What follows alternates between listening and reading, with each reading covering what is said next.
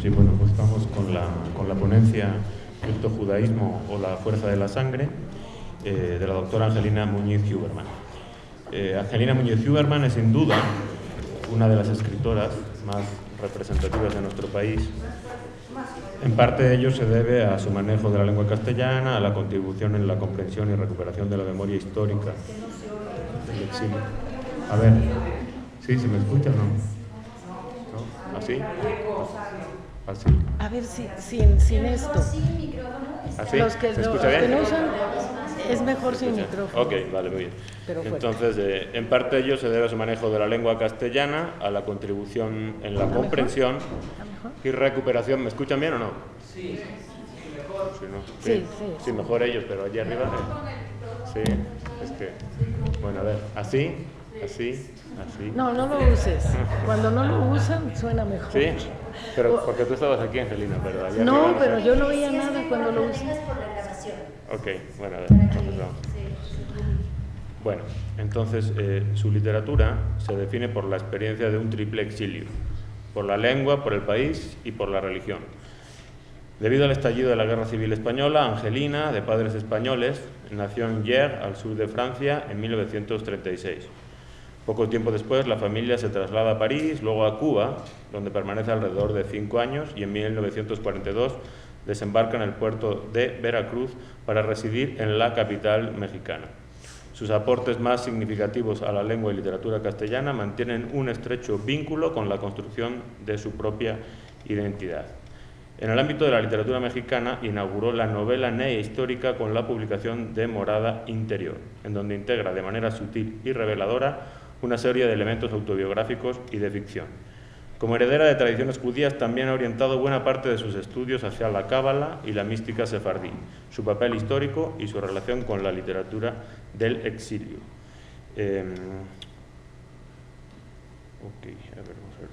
Ha recibido múltiples premios. Fue la primera que recibió el premio Sor Juana Inés de la Cruz en la Feria Internacional del Libro de Guadalajara. Recientemente le han dado el Premio Nacional de Literatura y Lingüística, ¿verdad? Sí. Un rasgo que caracteriza a Muñiz-Huberman en su significativa trayectoria como docente,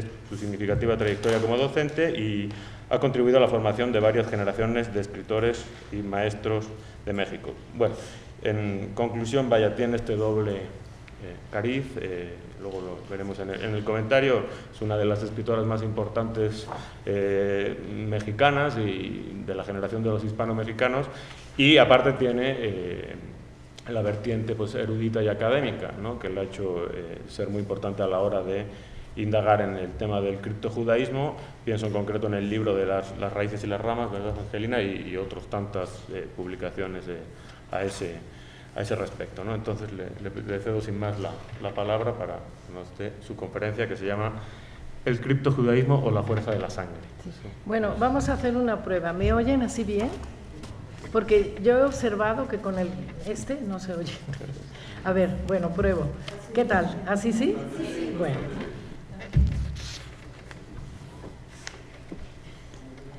Bueno, primero quiero agradecer la invitación a participar en este congreso, que me ha dado muchísimo gusto, y saludarlos a todos ustedes. ¿Se oyó? ¿Sí? Bueno, introducción. Éxodo será la fuerza generadora de la vida y la creación. La expulsión de un cómodo e improductivo paraíso fue consecuencia del ansia de conocimiento y llevó al hombre y a la mujer a saber, a preguntar, a vivir aún al precio de la muerte. A partir de entonces, Eva, la donadora de la fruta del conocimiento, encarnará la pasión de la vida, haciendo honor a su nombre, Java, vida. Y la vida bien vivida se apega a principios, a ideales, a fidelidades. Si Adán es la tierra, Java es el espíritu, y como tal, mantendrá su atadura a la divinidad por la conservación de la ley, pero también de la innovación. Como signo de rebeldía, admitirá la paradoja y la sabiduría. Esta idea primordial, a lo largo de siglos y milenios, mantendrá con firmeza el apego al origen y las primeras líneas escritas. ¿Se oye? ¿Sí? El criptojudaísmo, forma de sobrevivir en circunstancias de persecución, obligará a un doble comportamiento. En casa, ser judío; en la calle, cristiano. El fenómeno se acentuó en la España de los llamados reyes católicos por haber establecido como única religión peninsular la católica y expulsar la judía y la musulmana, junto con una sola lengua, la castellana, y un solo territorio en manos de los cristianos. La fecha clave será la de 1492, con la toma de Granada, y que incluirá también el descubrimiento de América. Ante esta serie de circunstancias, el pueblo judío que habitaba España desde varios siglos atrás tuvo que elegir entre la conversión forzada o la expulsión. Muchos de quienes se quedaron ingresaron en las filas de los criptojudíos. El hecho de permanecer en la casa confirió a la mujer la preservación del judaísmo, mientras el hombre, en la calle, bregaba entre ser y parecer, ser judío y parecer cristiano, aunque también hubiera quienes aceptaran la conversión, dejando de lado el judaísmo o se convirtieran en feroces perseguidores de sus antiguos correligionarios. Surgieron así dos exilios. Quienes partieron no habrían de olvidar Sefarad y se llevaron consigo el idioma, las canciones, las costumbres, la comida. Quienes se quedaron en un exilio interior desarrollaron nuevas formas de comportamiento, de actuación, de adaptación, de un lenguaje con doble sentido, de una crítica de la sociedad y de nuevas interpretaciones literarias. Pero también el silencio fue una forma de sobrevivencia. Recordemos el caso de Mateo Alemán, que luego de utilizar el lenguaje crítico del Guzmán de Alfarache y de curarse en salud con un San Antonio de Padua, al trasladarse a la Nueva España y después de escribir su ortografía castellana, desaparece del panorama sin siquiera saberse dónde ni cuándo muere. De los conversos surgen nuevas formas literarias que enriquecen la literatura del siglo de oro. Para Miguel de Cervantes, sus dos escritores fundamentales son Fernando de Rojas y León Hebreo. El primero con su incunable La Celestina, tragicomedia de Calisto y Melibea; el segundo con sus Diálogos del Amor. En las redes que crean los conversos se entretejen alianzas, alusiones, ilusiones, realidades, casamientos, relaciones comerciales y una poética cuyo centro es la palabra resemantizada. Otra consecuencia de la nueva categoría social emergente, la de criptojudaísmo, dará resultados inesperados. Por diversas circunstancias políticas y las divisiones de los pueblos y las religiones, reforma y contrarreforma, aportarán sus propias circunstancias ante el cripto y el judaísmo. Así, una manera de sobrevivencia para quienes salieron primero de España y luego de Portugal, más el contorno mediterráneo, fue aprovechar su lenguaje, su conocimiento de la lengua y de la vida ibéricas en todas sus facetas. De ahí que su presencia se hiciera notar en los Países Bajos, Inglaterra, Italia, el norte de África y hasta en Turquía. Incluso, a raíz de nuevas persecuciones, llegaron a las islas atlánticas de Cabo Verde.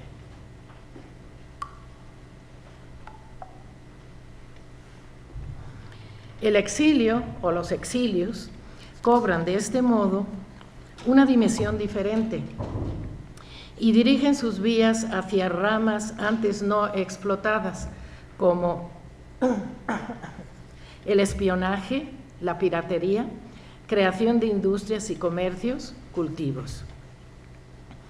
Hasta algunos judíos se atreverán a regresar a las tierras de las que habían sido expulsados para actuar de manera clandestina.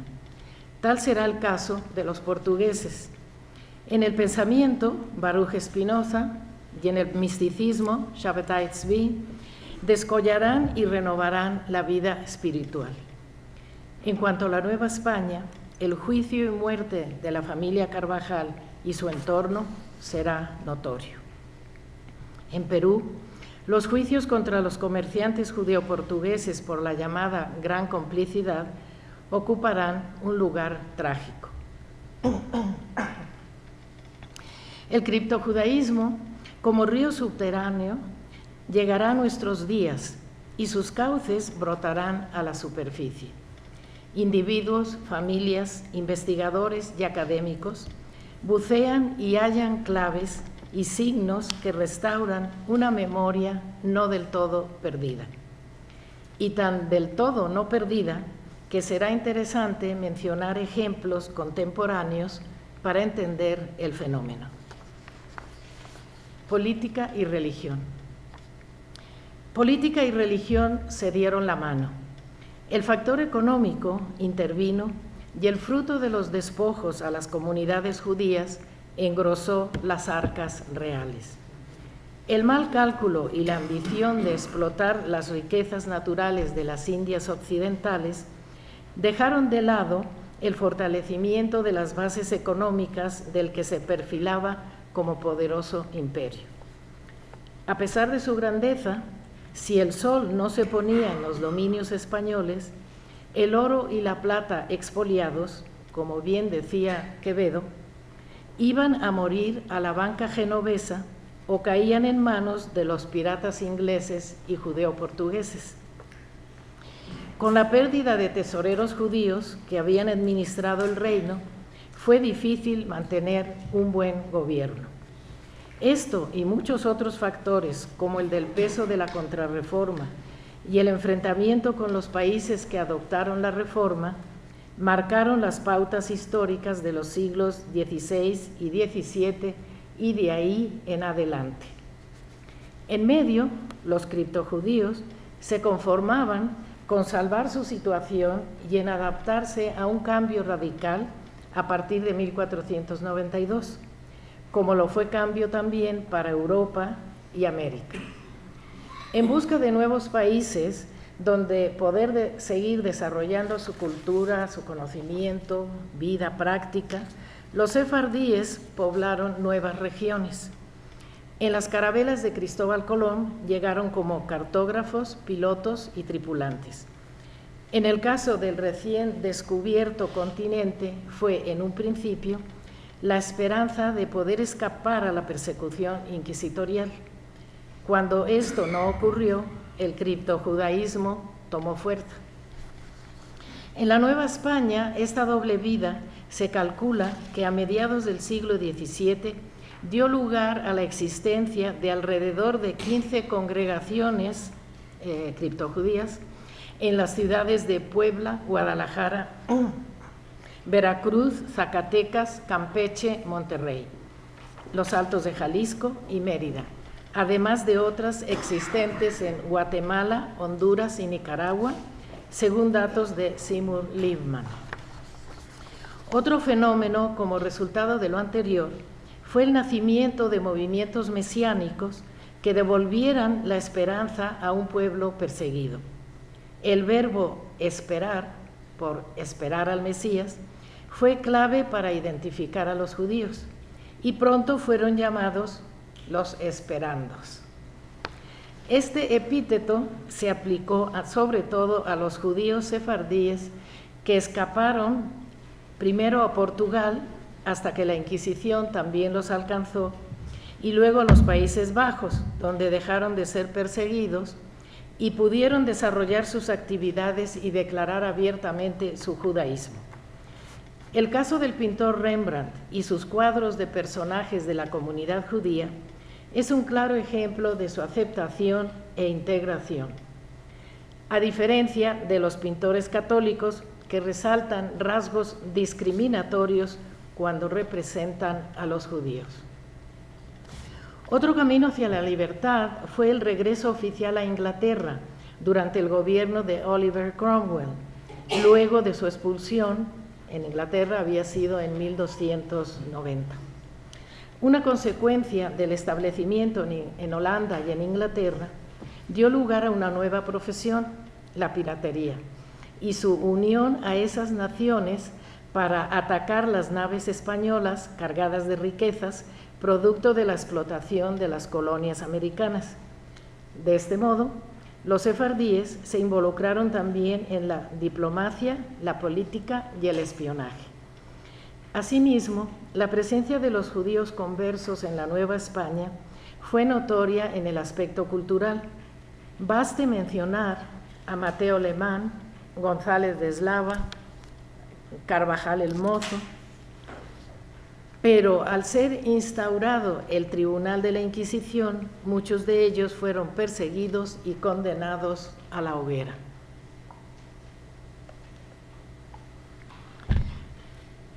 Los judíos portugueses o esperandos, que se establecieron en Brasil y las islas caribeñas, desarrollaron la agricultura y la industria.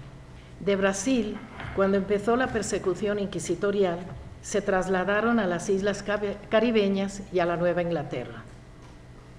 En la actualidad, tanto en España como en los países iberoamericanos, son muchas las familias que aún reconocen su origen judío y se saben descendientes de aquellos primeros sefardíes que emigraron a tierras nuevas para preservarse a sí y a su religión de una manera tan tenaz que a lo largo de los siglos no ha podido ser olvidada. En el caso de la Nueva España, la presencia femenina fue muy poderosa.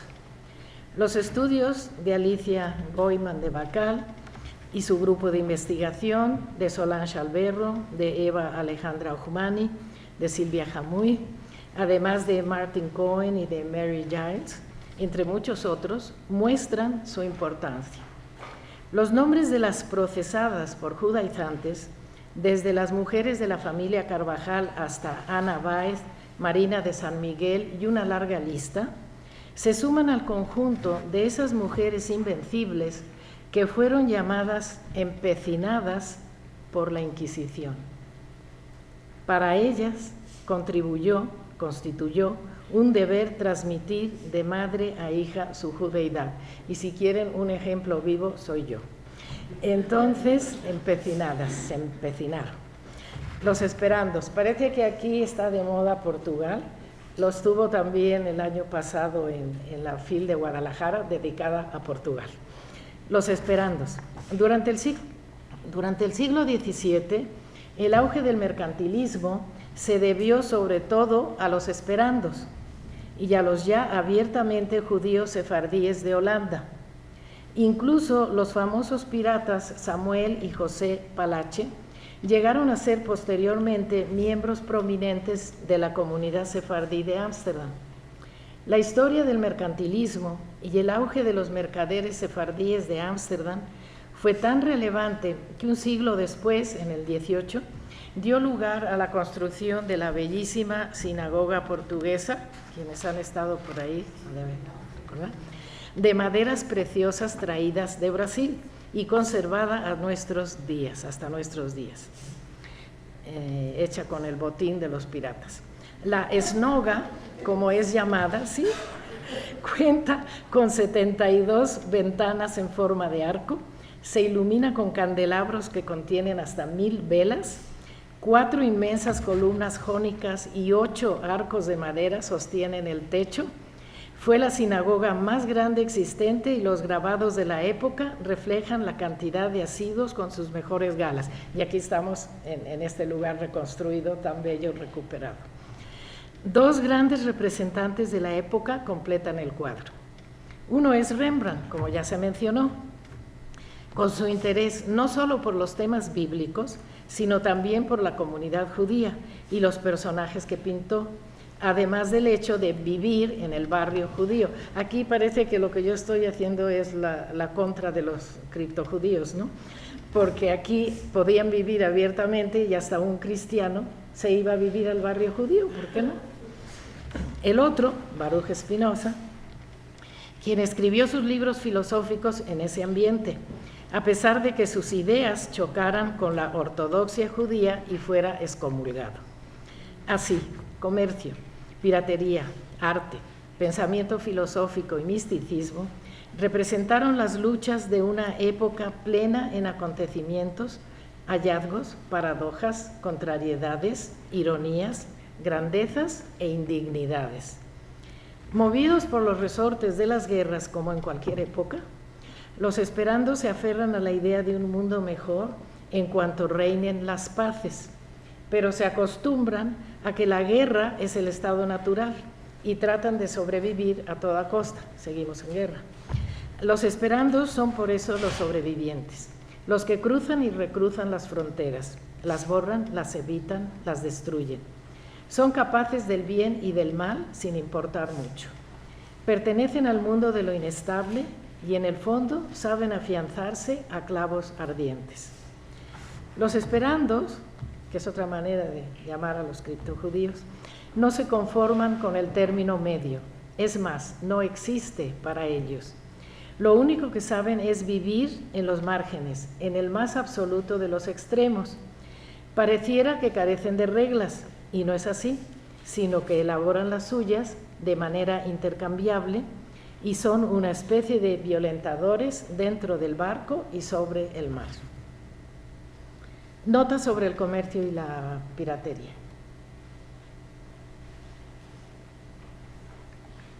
Entre paréntesis tengo un libro, Los Esperandos, Piratas Judeo-Portugueses y yo, pero que es una novela, no es de investigación. Algo muy esperanzador es el comercio. A los piratas les gusta interceptarlo para sus propios fines, que no solo son fines propios en sí, sino para cubrir las apariencias de fines más allá de lo visible, es decir, con un contenido político, que viene a ser lo mismo, porque la política es un comercio disimulado, y a veces ni siquiera disimulado. La política es cínica, aunque también misteriosa, fluctuante y arbitraria, impredecible, sujeta a los cambios del clima o a los humores y pasiones. Es algo muy dañino, pero infalible. Estamos viviendo en este momento en varios países del mundo esta situación. La piratería es otro gran asunto. Desde 1525 el término empieza a circular por todos los mares, así como sus practicantes. Su origen griego comprueba que donde se originó fue en el mar Mediterráneo. El comercio marítimo ya aparece en la Biblia, con las famosas naves del rey Salomón hacia Tarsis, y no digamos los griegos, rodeados de mar y mar por todas partes y a veces por todas menos una, como los romanos, tan orgullosos del mar que se lo apropiaron y lo llamaron Mare Nostrum. Así que por el agua viajan los barcos cargados de historias y riquezas. Jonás, Ulises, fenicios, hebreos, romanos, griegos, troyanos, egipcios, españoles, Benjamín de Tudela, árabes, turcos, Miguel de Cervantes, los marroquíes, los esperandos, los hermanos Palache, padeciendo aventuras, ataques, tempestades, persecuciones y provocándolas. De tan amplio espectro, solo escogeré algunos casos representativos a manera para ver su intervención en la vida del Atlántico caribeño, que es lo que más nos interesa.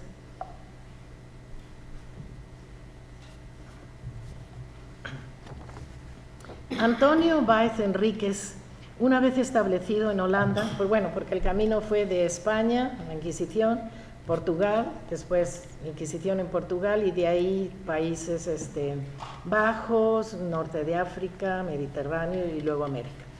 Antonio Báez Enríquez, una vez establecido en Holanda, se sintió libre para cambiar su nombre por el de Moisés Cohen Enríquez. Fue un pirata que se alió con el vicealmirante Piet Pieterszoon Heyn y asaltaron por primera vez un galeón español e incautaron el cargamento de piedras preciosas en la bahía de Matanzas, en Cuba.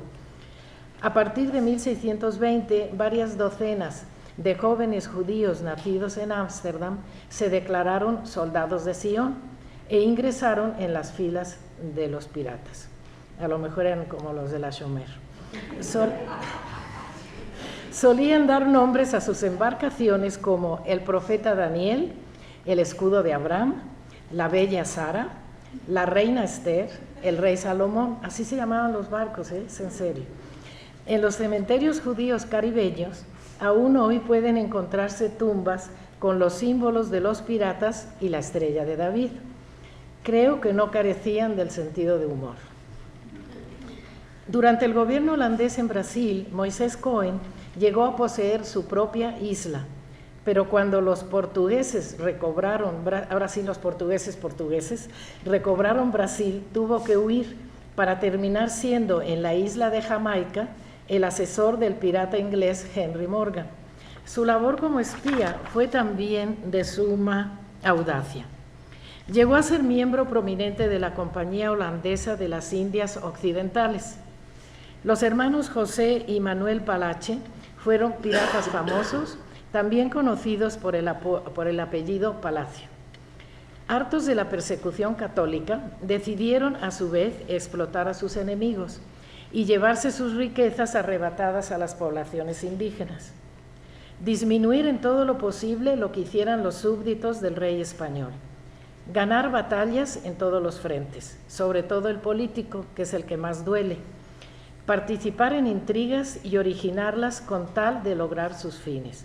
Ansiosos de poder, todos los medios a su alcance. Transgresores antes que nada. La familia Palacio o Palache luce con orgullo su antiguo escudo de armas, establecida en el reino de Córdoba desde la Edad Media y con ramificaciones en Italia, Grecia y Turquía. Sus miembros fueron dados al estudio y a la enseñanza, y sin embargo, luego de la expulsión de España y su asentamiento en Tetuán, se convirtieron en piratas, yendo y viniendo sin ningún reparo y llevando a cabo las más extraordinarias hazañas. A golpe de timón, Samuel Palacio comprendió que las entretelas del espionaje eran la base para lograr el triunfo de sus maquinaciones. Eso tal vez explica lo que antes se decía de que por qué regresaban. Regresaban como espías a España o a Portugal, para ampliar sus redes comerciales y revendiendo sus productos pirateados o tal vez para salvar a sus correligionarios. Ese fue otro de los hechos, o ambas cosas. Llegó hasta el mismo rey Felipe y le prometió, Samuel Palacio, y le prometió entregarle datos de los moros que pretendían atacar las costas españolas. Nunca se supo si fue creído o no, hasta que se vio obligado a desistir cuando le avisaron que la Inquisición iba tras él. Apenas logrando escapar, cambió por completo su plan. Ahora se dirigió a la corte del príncipe Mauricio de Nassau en Ámsterdam para ofrecerle sus servicios en contra del rey español. Llegó a pensar que si Holanda se unía con Marruecos, el daño sería mayor, y esto fue lo que le propuso al príncipe Mauricio. Como los tejemanejes de Samuel Palacio fueron lo suficientemente convincentes, partió de inmediato para convencer al rey de Marruecos y el tratado se estableció. Mauricio envió barcos con armas a Sidán de Marruecos, pero ya que los espías proliferan de una y otra parte, el rey de España se enteró de la trama. De inmediato envió sus galeones y hundió las naves holandesas. De nuevo, Samuel Palache estaba en apuros, pero salió avante. El tratado entre musulmanes y calvinistas se firmó y una nueva y mixta potencia naval nació. Samuel encargó a su hermano José armar una tripulación con marineros de toda nacionalidad bajo bandera marroquí.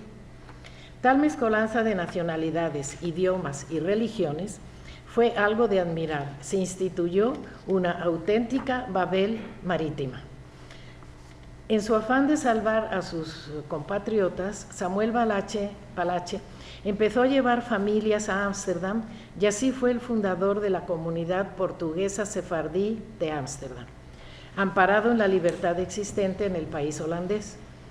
A los 70 años, seguía con sus incursiones piratescas e inventó su propia bandera con un ave fénix, aludiendo al renacer del pueblo sefardí judeo-portugués. Sus aventuras siguieron multiplicándose y sus riquezas aumentando. En una de esas fue perseguido por una nave española y tuvo que refugiarse en Inglaterra, aunque precavido como nadie, portaba un salvoconducto. Sin embargo, el embajador español en Londres pidió al rey Jacobo que lo arrestara. De nuevo, la buena suerte le acompañó. El príncipe Mauricio de Nassau intervino por él ante el monarca inglés y quedó en arresto domiciliario en la casa del noble Guillermo Craven, que no solo se volvió su amigo, sino que le permitía salir a pasear por la ciudad. Finalmente fue condonado y puesto en libertad. Ni qué decir que fue recibido como héroe en Ámsterdam. Entonces se le ocurrió otro doble o triple juego de espionaje. Por cierto, un golpe de humor, ya que todo en su vida podía ser verdad y o mentira, invento y o realidad, traición y o fidelidad, dependiendo del punto de vista. Así, a Samuel Palacio, ahora vean todas las variantes de los sefardíes. Esto es una técnica que usaron también los criptojudíos, cambiar, traducir el apellido, poner algo parecido. Los Palache se llamaban originalmente Palacio, Palacio, Palache, Palatio, Palagi, Palias, Valias, con el problema de la B y la P, ¿no? en el árabe, o Al-Palas o Palas, que fueron variantes de su apellido según le convenía. Algo parecido a Don Quijote, cuando empieza a buscar su nombre, se le ocurrió entonces una extraordinaria broma con honorarios, nada menos que proponerle de nuevo a los españoles ser su espía. Pidió 200 ducados por su labor de espionaje. Corrió el rumor de que lo que pretendía Samuel era rescatar una biblioteca de 4.000 ejemplares y preciados manuscritos, herencia del sultán Sidán de Marruecos, que había sido secuestrada por piratas españoles cuando viajaba hacia su destino. Como verán, era una época piratesca. Así, la fingida alianza con España sería la recuperación de esa biblioteca para su dueño original.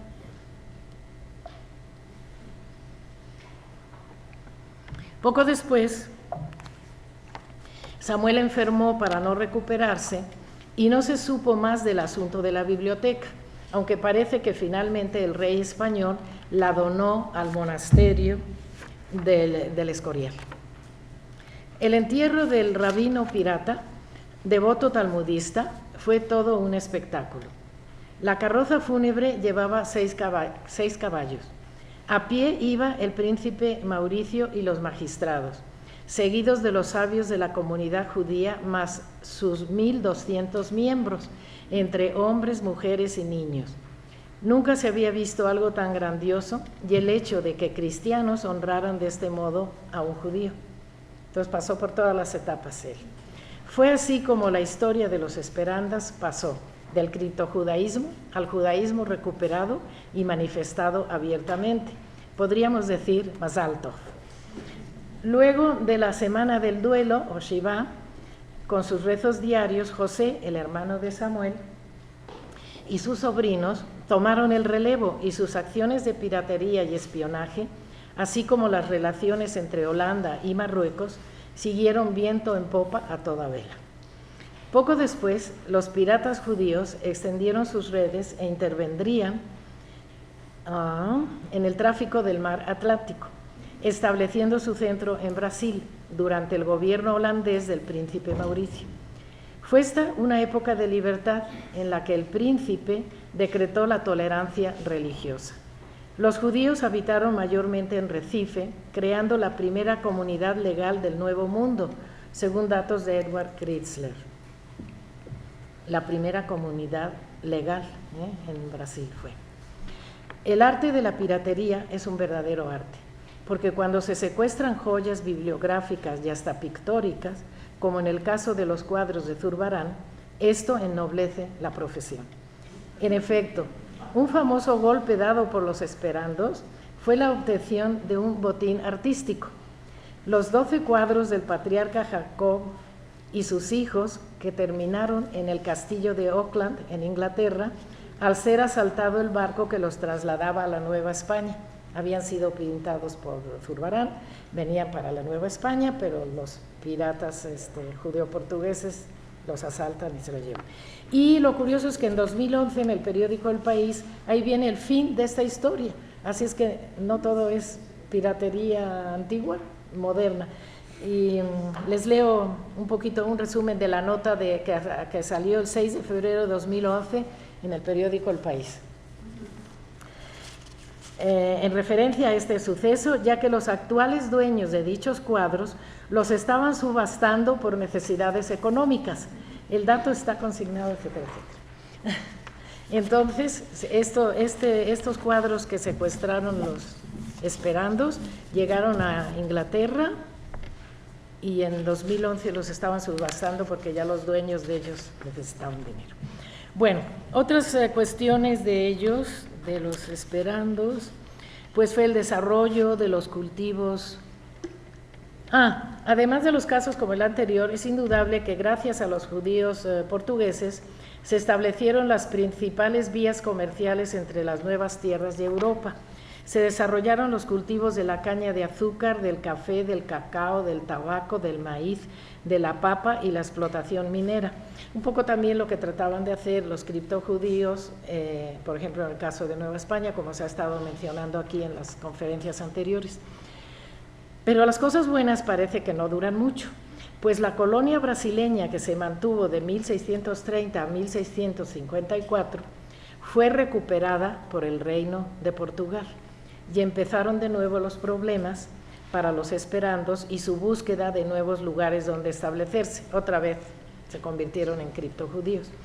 Para eso hay que tomar en cuenta que ya existía una nueva Ámsterdam, pero está muy al norte, fundada unos 5 años antes por la compañía holandesa de las Indias Occidentales en el sur de la isla de Manhattan, actual Nueva York. Por lo que muchos judíos, cuando empezaron las persecuciones católicas contra ellos, y en este caso para evitar el criptojudaísmo, se trasladaron al Nuevo Remanso, a Nueva Ámsterdam. Posteriormente habrían de participar en la lucha de independencia de la Nueva Inglaterra. Aquí se volvieron traidores de los ingleses, olvidados de que habían sido aliados de los reyes ingleses. Y en el caso de la isla de Jamaica, su presencia fue tan significativa que en el siglo XIX formaban parte del gobierno y el Parlamento suspendía sus funciones en fechas litúrgicas como Yom Kippur. Datos también provenientes de Edward Chrysler.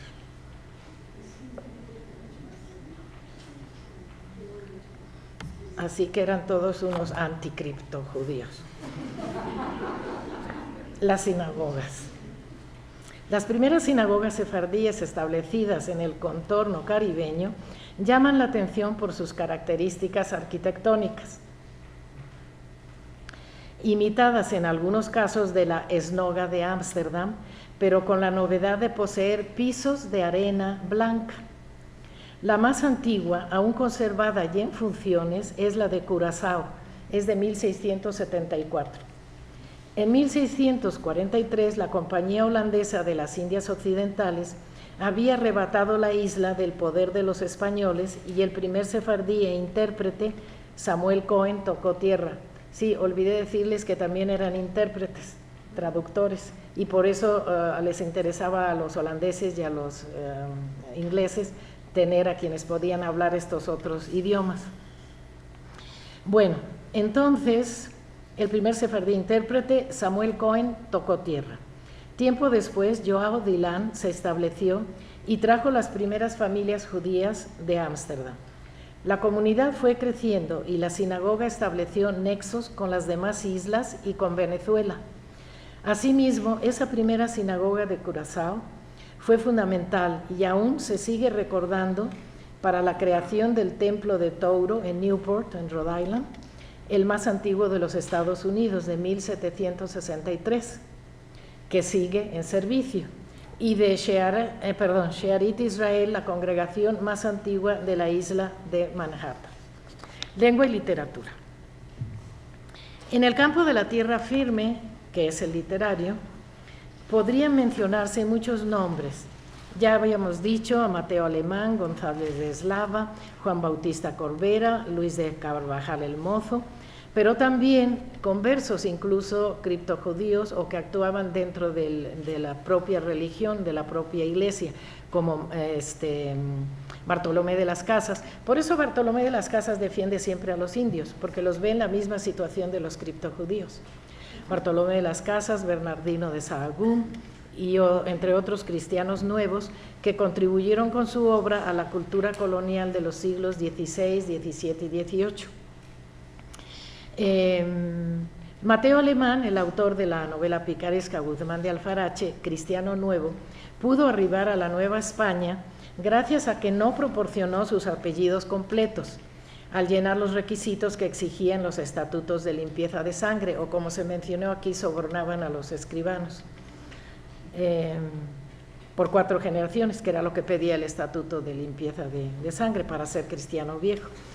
Una vez en la capital, Mateo Alemán solo escribió una obra, la ortografía castellana, para desaparecer de la vida pública. El último dato consignado de su vida fue el arrendamiento de una casa en Chalco y nada más. Hasta la fecha se desconocen el lugar y año de su muerte. En otra de mis novelas yo sí lo descubrí. Juan Bautista Corbera tuvo peor suerte. Sufrió un proceso inquisitorial en la ciudad de Guadalajara en 1564 por imputársele unos poemas sobre la ley de Moisés que en realidad no había escrito él, sino Fernán González de Eslava. Detenido por la Inquisición, delata a González de Eslava, quien a su vez es detenido. Poco después ambos desaparecen de la vida pública y se desconoce también su fin. La historia de Luis de Carvajal el Mozo y su trágica vida y muerte junto con su familia, amigos y conocidos es de todos sabida y hoy se mencionó hasta el último detalle. Solo mencionaré que se han conservado de él poemas y escritos, también se mencionó, y otro tristemente famoso fue el caso de Tomás Treviño Sobremonte, también se mencionó aquí, que fue condenado a ser quemado vivo en 1649. Bueno, el ermitaño Gregorio López, que creo que se va a mencionar en otras conferencias, es un caso enigmático, pues a punto de ser beatificado no pasó la prueba de limpieza de sangre y se adujo en su contra que su Apocalipsis de San Juan proclamaba la llegada del segundo Mesías. Así, entre sospechas, acusaciones, denuncias, juicios y quemas, la vida colonial en la Nueva España conoció la parte más desesperada de quienes pensaban en escapar a su destino en tierras americanas. De ellos, los que lograron sobrevivir clandestinamente llegaron hasta nuestros días para poder declarar su origen abiertamente, como aquí tuvimos el otro día el caso. Como la comunidad de Venta Prieta, por ejemplo, en el estado de Hidalgo, o incluso actualmente, no de manera tan abierta, me encontré en Lagos de Moreno con un grupo de la población que son llamados los portugueses, hoy en día. Fui a dar unas conferencias del Seminario de Cultura Mexicana a Lagos de Moreno y lo cuento aquí. Y resulta que, son llamados los portugueses, pero son católicos. Pertenecen a una familia pudiente asentada en la anterior Santa María de los Lagos, hoy Lagos de Moreno, en honor a Pedro Moreno, héroe insurgente. La investigadora Lina Mercedes Cruz Lira, en su libro Vecinos de la Casa Poblada, Los Gómez de Portugal de Santa María de los Lagos, se pregunta por qué una familia pudiente se refugia en lugares alejados de la capital y hasta peligrosos como la Gran Chichimeca y van trayendo al resto de sus parientes provenientes la mayoría de Toledo. Por los datos aportados e igual que en otros casos de españoles o portugueses que buscan lugares lejanos para no ser reconocidos como conversos, podríamos pensar en el origen criptojudío de estas familias que van incorporándose a la vida local. Fue una lástima porque me enteré de este dato el último día que yo ya estaba por regresarme, y me enseñaron las casas de los portugueses, y así les siguen llamando. Miguel León Portilla, en su artículo Presencia portuguesa en México colonial, Recalca la necesidad de dedicarle más estudios al tema, pero bueno, es que este libro es de 2005, yo creo que ya aquí se ha avanzado en esto. El historiador parte de los portugueses, en su mayoría criptojudíos, que llegaron con Hernán Cortés.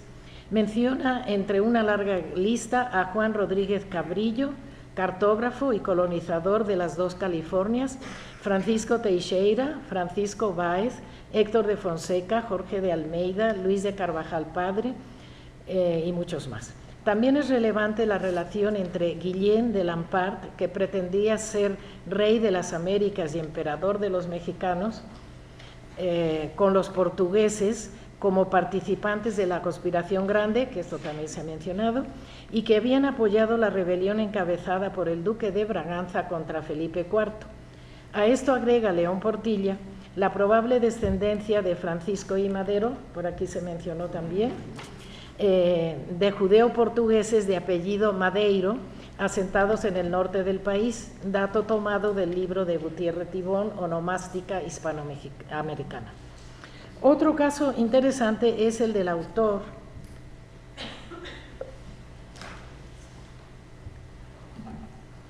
Severino Salazar. ¿Si lo han leído algunos? ¿Les suena? Pues se los recomiendo. Otro caso interesante es del autor Severino Salazar de nuestra época, con su libro Desiertos intactos, de peculiares características en torno a memoria, profecía, apocalipsis. La novela trata sobre el misterioso anacoreta del siglo XVI que vivió en la región desértica de Zacatecas, Gregorio López, del cual se va a hablar creo que mañana. Esto es una novela, no es un trabajo de investigación, pero verán qué interesante. El asunto de la novela se origina en el presente y en la investigación que lleva a cabo un profesor sobre dicho personaje, alguno de ustedes, utilizando dos tiempos históricos. Se enlaza la mística en general y el criptojudaísmo en particular para abarcar un sinfín de posibles interpretaciones y de lecturas a fondo. Tomando como guía el pensamiento de los místicos hebreos, lo que se valora es la palabra en sí con su esencia creadora. Las formas propias de vida de los criptojudíos se desarrollan a lo largo del libro con detalles específicos y tratados a fondo, no solamente en el orden místico, sino en aplicaciones a la vida diaria. Así, Gregorio López, que ha escapado de la vida en la capital, se refugia en el desierto donde huicholes, chichimecas y tarahumaras también se refugian huyendo de la persecución hispano-cristiana, ayudándose mutuamente. Entonces establece una relación, vean qué interesante, entre un criptojudío y las poblaciones indígenas que están sufriendo persecución, que no quieren convertirse, porque ellos ya tienen su religión. Efectivamente, Zacatecas, Nuevo León, Jalisco fueron lugares elegidos por los criptojudíos, como ya se ha dicho. De este modo se establecen vínculos que a otro nivel se reflejan en obras de conversos como Bartolomé de las Casas y su defensa de los indios. Resulta interesante resaltar que quienes fueron defensores de los indios provenían de orígenes conversos, como ya se ha dicho, pues se identificaban con la situación de conversión forzada que fomentaron los católicos contra los pueblos indígenas conquistados. En el caso de la novela de Severino Salazar, lo que se destaca es la unión entre el ermitaño Gregorio López y los chichimecas que le ayudan y protegen, le avisan cuando van a venir los de la Inquisición, e incluso en la celebración del Shabbat le acercan frutas y verduras para que se alimente y no tenga él que cocinar ni preparar nada. Ellos le llevaban la comida. Tampoco hay que olvidar los asentamientos criptojudíos en el sur de los Estados Unidos, en Arizona, Nuevo México, Texas, y lo que mencionaba antes, la Society for Crypto-Judaic Studies, que está dedicada al tema y que dentro de 1 o 2 meses tiene su próxima reunión. Bueno, ahora pasamos a por qué el título, La Fuerza de la Sangre. La Fuerza de la Sangre, como todos saben, es una novela ejemplar, o no tan ejemplar, de Cervantes.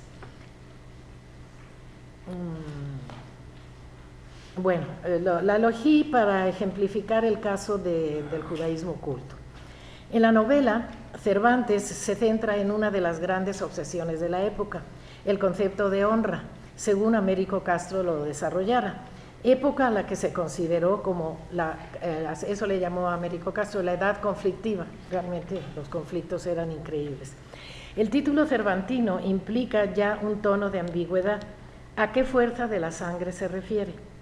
Aparentemente a los valores cristianos, pero el origen de la historia, por cierto situada en Toledo, ciudad judía por excelencia, parte de una violación. Es un caballero cristiano el que viola a una doncella. La violación fue una desdicha para la familia y, cito de Cervantes, como más de las desdichas que vienen no se piensan, contra todo su pensamiento les sucedió una que turbó la holgura y les dio que llorar muchos años. Entonces puede interpretarse judaísmo o violación de la mujer. Fácilmente la analogía es con la conversión forzada y el lamento que sigue. Cuando el violador abandona a la víctima, a la muchacha, con los ojos vendados en una plaza, finge la voz y emplea un lenguaje entre portugués y castellano, el mismo Cervantes. Sabida es la relación de Cervantes con los portugueses, que podríamos resumir después.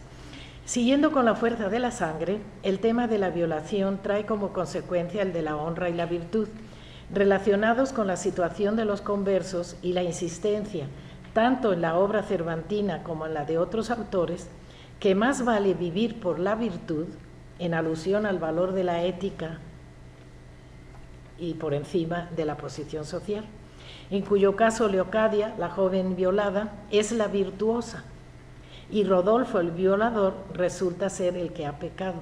Entonces se está haciendo ese paralelismo también.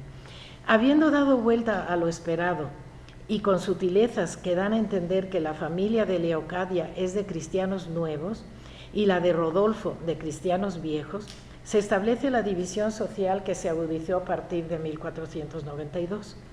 Por si fuera poco, otros datos refuerzan esta idea. Leocadia, luego de la violación, al ser abandonada con los ojos vendados junto a la iglesia, al liberarse de la venda puede reconocer el camino a su casa, que queda muy cerca.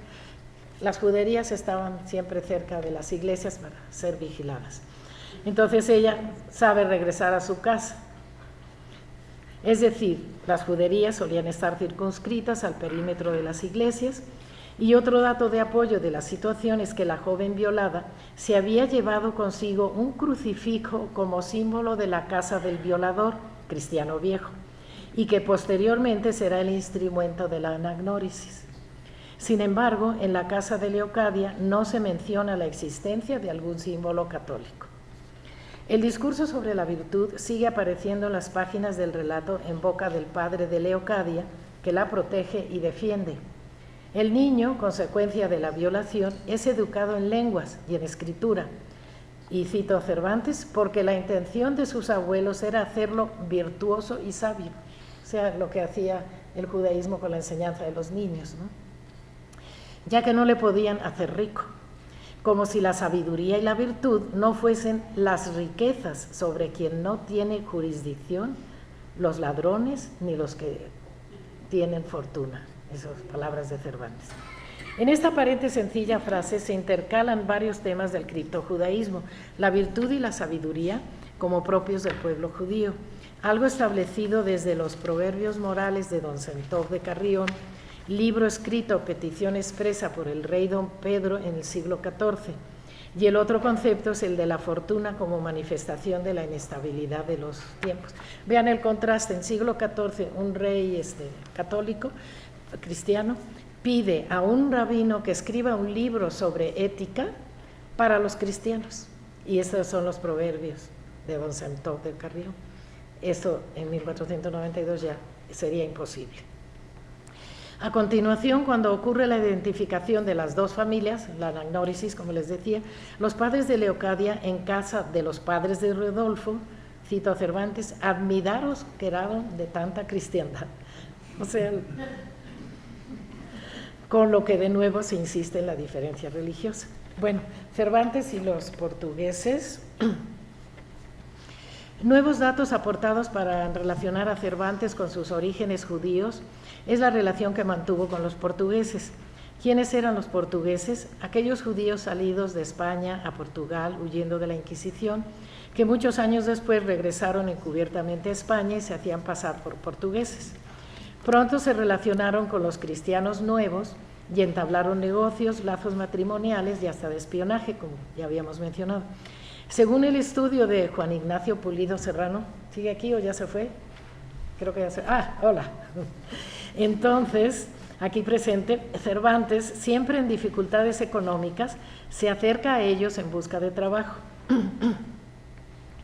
Pero como la buena suerte no era algo que acompañara a nuestro autor, da la casualidad que frente a su casa un caballero, Gaspar de Ezpeleta, muere en una reyerta, por lo que Cervantes, sus hermanas, sobrina e hija que vivían en la misma casa son llamadas a declarar.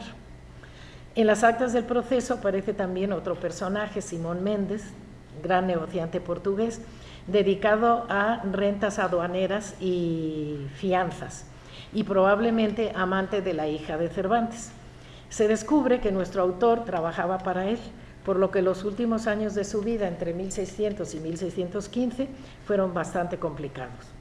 Pronto los portugueses empezaron a ascender en la sociedad española y hasta formaron parte de los círculos, como ya se ha mencionado, de los reyes Felipe III, Felipe IV, y esto dio lugar a que las leyes contra los conversos, especialmente las de limpieza de sangre, empezaran a modificarse y suavizarse, aunque con altibajos. Incluso otro portugués, Jerónimo Castaño, es una cita de Pulido, dice así, de su estudio Cervantes y los portugueses, dice así: fue uno de los que negoció con los ministros de Felipe III el perdón general para todos los portugueses con delito de herejía. Esto se logró en 1604 y se publicó en 1605, lo que dio lugar a la suspensión de inmediato de los autos de fe inminentes. En palabras de Pulido Serrano, fueron circunstancias que rodearon a Cervantes durante los años del reinado de Felipe III, de las que todavía nos falta mucho por saber, pero que en algún modo o medida debieron estar determinados por los círculos sociales que formaron los hombres de negocios portugueses. Hasta aquí, la cita. ¿Cómo se reflejan estos hechos en las obras de Cervantes? Pues de muy diversas maneras. Como hemos mencionado ya, Américo Castro había encontrado muestras del lenguaje cifrado de Cervantes y otros autores conversos del Siglo de Oro. Tal es el caso de los entremeses El retablo de las maravillas, Los alcaldes de Daganzo, o de las novelas ejemplares El licenciado Vidriera, El coloquio de los perros, El propio Quijote, por mencionar solo algunos títulos.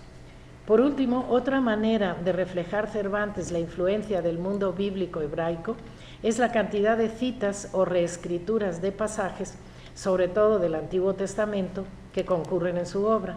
Al respecto, consultar la exhaustiva investigación de Ruth Fine en reescrituras bíblicas cervantinas es más que suficiente.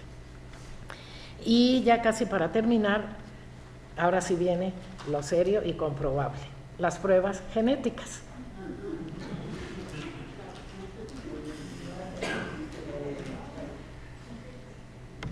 Si he llamado a este ensayo, o pseudoensayo, La fuerza de la sangre, no es solo por el título cervantino, sino por los datos científicos que van apareciendo en cuanto al ADN, ácido desoxirribonucleico. Según la revista American Journal of Human Genetics, el 10% de la población actual española posee características genéticas de los pobladores norafricanos y el 20% de ascendencia judía.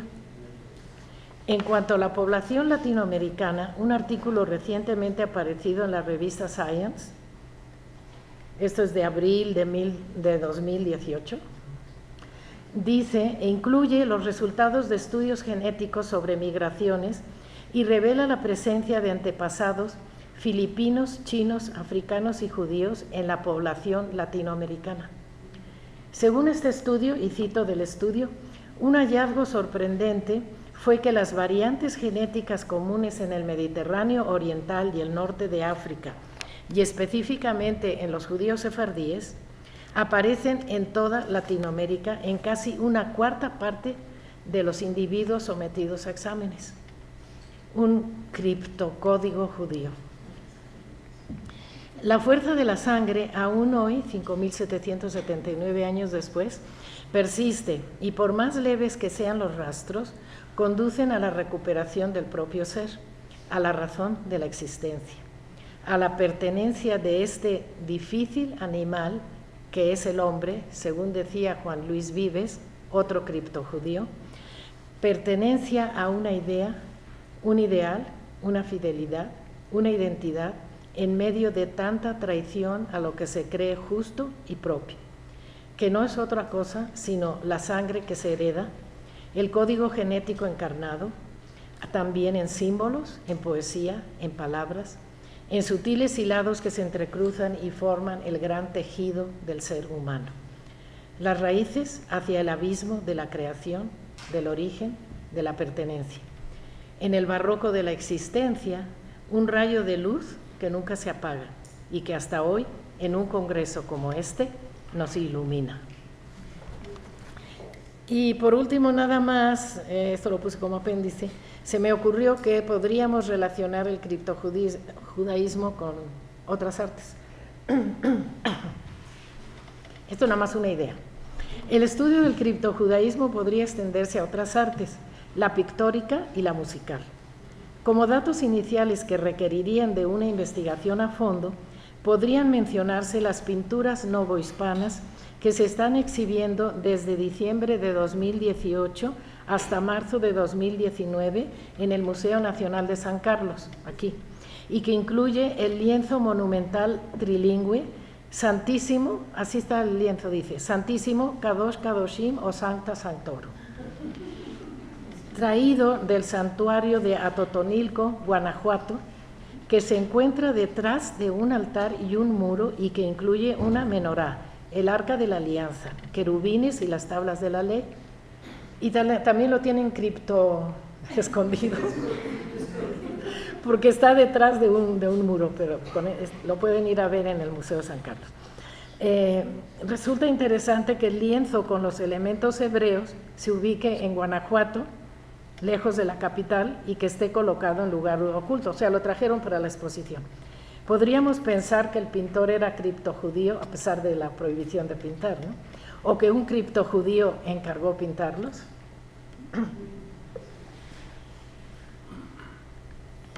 En cuanto a la música colonial, el proyecto Musicat del Instituto de Investigaciones Estéticos de la UNAM, dirigido por Sergio Navarrete Pellicer, ha catalogado partituras novohispanas en iglesias y catedrales de Oaxaca, Puebla, Guadalajara, Ciudad de México.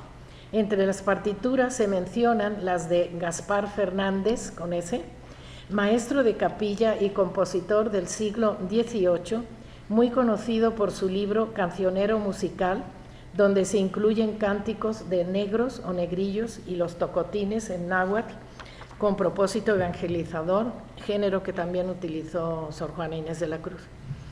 Y en dicho cancionero aparecen datos curiosos de letras en hebreo. El compositor es mencionado como portugués de Évora, aunque sobre su apellido y lugar de origen hay diferencias. Otra vez la técnica criptojudía. El tema ha sido investigado por Robert Stevenson y Aurelio Tello. Y aún podríamos agregar los juegos de barajas, que antes hablábamos de esto, entre los criptojudíos y su significado. De este modo, nuevos campos quedan abiertos a la investigación. Vean cómo también en la música nos encontramos con un portugués. Bueno, pues ya, sería todo.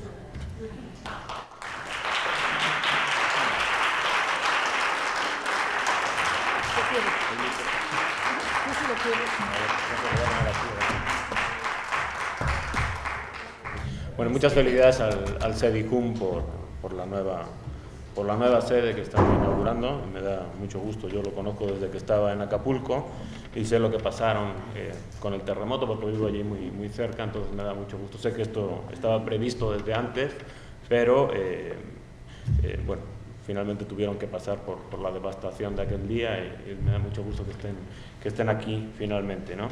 Les voy a leer muy rápido porque ya sé que nos pasamos del tiempo, me dijeron que hablase 10 minutos, entonces me voy a ceñir estrictamente a ese tiempo, porque supongo que estarán ya cansadísimos, ¿no?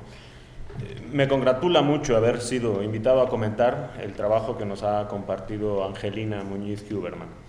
Supongo que el motivo por el que Angelina me invitó es que yo escribí un larguísimo capítulo sobre su trabajo literario, que espero vea la luz en breve, y que parte de este capítulo se leyó en Israel, en la Universidad Hebrea de Jerusalén, hace cosa de 1 año y medio, bajo los auspicios de un importante crítico argentino, Leonardo Stegman. Entonces yo quisiera activar el comentario que voy a hacer de la conferencia de Angelina desde lo que yo proponía, la clave que yo proponía en aquel escrito. Quisiera partir entonces de algo que proponía Yuri Tinianov, el crítico formalista ruso, que lo diferenciaba mucho de la escuela de la que formaba parte, es decir, el formalismo ruso. Un texto, decía Tinianov, es un tejido y no puede ser entendido como totalidad sin tener en cuenta que tiene series de significación que no pueden ser comprendidas con una lectura autorreferencial del propio texto. Hay cosas que se significan fuera, porque están anudadas a ese afuera, a lo contextual. Por supuesto, creo que Tinianov no descubrió nada que la propia escuela del comentario escriturístico judío no hubiese descubierto ya, cuando ésta hablaba de los niveles de interpretación literal, alusivo, interpretativo y mistérico. Estaba hablando en cierto sentido de esto. No creo, por otra parte, que escritores como Lukács y Mannheim, que a mí tanto me han interesado y que hicieron que rindiera tanto la supuesta idea de Tinianov, fueran judíos, fuera una mera casualidad, ¿no? Así lo ha detectado otro crítico judío literario importantísimo, que es George Steiner. Con lo anterior quiero decir que estas series de significación a veces solo pueden ser activadas desde ciertas posiciones lectoras. A mí, que soy español y no judío, siempre me ha llamado mucho la atención el lugar de enunciación de Angelina a la hora de enfrentarse al fenómeno de los anusim o criptojudíos, porque este lugar de enunciación es el exilio español de 1939 a raíz de la Guerra Civil Española. Y desde ahí, en cuanto español, estoy leyendo yo el texto que hoy nos ha compartido. ¿Cómo se puede leer desde el exilio español el criptojudaísmo y arrojar un texto a la vez creativo y erudito como el que aquí tenemos? Yo creo, desde una primera posición lectora, que tiene que ver con una actualización desde la violencia sufrida en carne propia por parte de Angelina, es decir, el destierro del 39, provocado por una superposición entre los discursos de la hispanidad integrista y el del fascismo internacional, que de forma contemporánea, todos lo sabemos, tanto agrediera al pueblo judío. Una actualización, entonces, de una violencia que se remonta a la hispanidad imperial primera, la expulsión de los judíos. Desde ahí se podría decir que hay en la operación que hace Angelina una suerte de lectura a contrapelo de la producción violenta de archivo que se lleva a cabo desde la hispanidad imperial. Luego abundaré en esto. La segunda posición lectora, que puede aportar algo por mi parte, es el hecho de que yo pertenezca a la Ibero, a la Universidad Iberoamericana, por el modo muy particular de pensar la historia y la historiografía, de que es heredera y actora esta institución. Sin entrar en mucho pormenor, diré que me estoy refiriendo al giro historiográfico, que entre otras cosas postulaba que la historiografía y la literatura tienen un origen común, la épica, y como consecuencia de esto comparten la misma operación discursiva, por lo que una crítica hecha a profundidad del documento historiográfico tiene que ser efectuada atendiendo a las herramientas retóricas y tropológicas de la literatura. La tercera posición lectora, que creo puede activar series de significación en el texto de Angelina, es que soy de letras y no de historia. Y bueno, en los últimos tiempos se ha planteado una discusión muy interesante a raíz de un dossier que me tocó coordinar en la revista Historiografía, también de la Ibero, y aquí la cuestión que se decía era si no habría que pensar la literatura no por lo que tiene en común con la historia, sino por lo que tiene de diferente. Es decir, cómo la literatura puede, a través de la imaginación diferencial, poner en entredicho la producción de verdad historiográfica y, por tanto, abrir paso a verdades más democráticas que van en contra de la producción violenta de archivo. En este sentido es que propongo leer lo que acabamos de escuchar de Angelina no como un cúmulo de datos eruditos, sino a través de las metáforas que utiliza. Porque son justamente estas metáforas, valientes, arriesgadas, resueltamente estéticas, las que permiten llegar a un dato erudito que de otra forma estaría por completo vetado, porque son estas metáforas las que permiten pensar de otra manera la historia. Vamos a hablar entonces de estas metáforas. 1. La metáfora de la casa, en donde se vive el criptojudaísmo. Se trata de la confección de un espacio de libertad privado, secreto, muchas veces femenino, y esto es muy importante destacarlo hoy día. Un espacio doméstico, pero no domesticado. Un espacio de resistencia que habla de una espacialidad otra que hay que desencriptar, en un acto de justicia, porque es una espacialidad replegada y distinta a aquella generada violentamente por la producción material de archivo y de historia. 2. La metáfora del río subterráneo. Aquí me interesa pensar la idea de flujo, de dirección, de sentido. Se trata de un tópico antiguo en la literatura, sin duda, el del vita flumen. La vida, la historia de los hombres, que cadenciosamente va desdoblándose sobre el mundo, produciendo un sentido. Pero aquí se nos está hablando de un sentido oculto, de un sentido otro.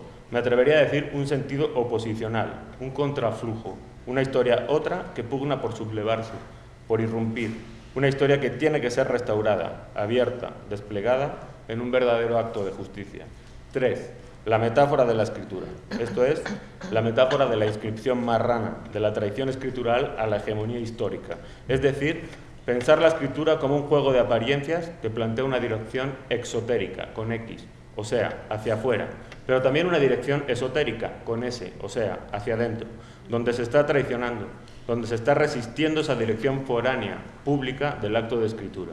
En este sentido, es que la imagen de la muchacha violada en la fuerza de la sangre de Cervantes es particularmente poderosa, alegoría de una expresión cultural violentada, porque nos permite, a través de la operación desencriptante que traza Angelina en su conferencia, efectuar una lectura a contrapelo de Cervantes, no como el escritor suscrito al archivo imperial de la hispanidad, no como la quinta esencia de su canon, sino como un escritor en cifra resistente que nos abre espacios de comprensión violentados por esa producción canónica de archivo. 4. La metáfora de los esperandos. En virtud de todas las metáforas desplegadas, son aquellos que esperan la restauración de la justicia histórica, frente a la producción violenta e injusta de la historia, del archivo. Los que han habitado lo oculto de la casa como espacio de resistencia, los que han navegado el flujo subterráneo de un río que propone una historia contracorriente, una historia de justicia y no de injusticias. Los que han entendido la escritura como un acto de inscripción resistente que deja huellas y rastros de otra cosa, que nos permite acceder a parajes ignorados y violentados por las historiografías oficiales y hegemónicas. Lo que propongo en este comentario, entonces, es que el poder de estas metáforas es clave para que nos adentremos en la cartografía de juicios inquisitoriales, tramas políticas, piratería, rutas comerciales y bellas sinagogas con que nos inunda el texto de Angelina. Pero sobre todo es clave para inferir operaciones críticas de gran calado sobre la producción retórica y material de la historia. Cierro entonces aludiendo a estas operaciones. 1. Al partir del lugar de enunciación del exilio español, está haciendo una crítica al integrismo de la hispanidad franquista. Pero al entenderse que al integrismo hispano se le sobrepone el discurso del fascismo internacional y al ser este último una expresión no inhibida de la violencia del imperialismo moderno basado en el plusvalor de la producción, se induce una crítica a las dinámicas de acumulación y de dominio sobre territorios y poblaciones que subyacen a la producción retórica y material de la historia de la modernidad del siglo XX. 2. Al tramar hermenéuticamente este lugar de enunciación desterrado con la hispanidad integrista primera, cuya irrupción hegemónica en la historia es la expulsión de los judíos y el surgimiento del hecho criptojudío, se induce una crítica a la producción retórica y material de la historia moderna desde su momento originario, es decir, cuando las dinámicas de acumulación y dominio y opresión sobre poblaciones y territorios se instalaron a escala global apuntaladas en un imperialismo integrista e hispano que se basaba en el plusvalor de la circulación. Y 3, y acaso esta sea la crítica más importante, se induce una crítica a algo que debe anteceder a la implantación a escala global de la retórica violenta del archivo moderno, por lo que podemos remontarnos a un momento aún más originario de la retórica occidental, donde ya los principios de acumulación, de dominio y opresión sobre poblaciones y territorios estaban vigentes. A este momento retórico ultraoriginario lo podemos llamar razón imperial, y su detección diagnostica, se deduce de la crítica de Angelina, un error capital en la retórica del archivo occidental desde un instante primigenio.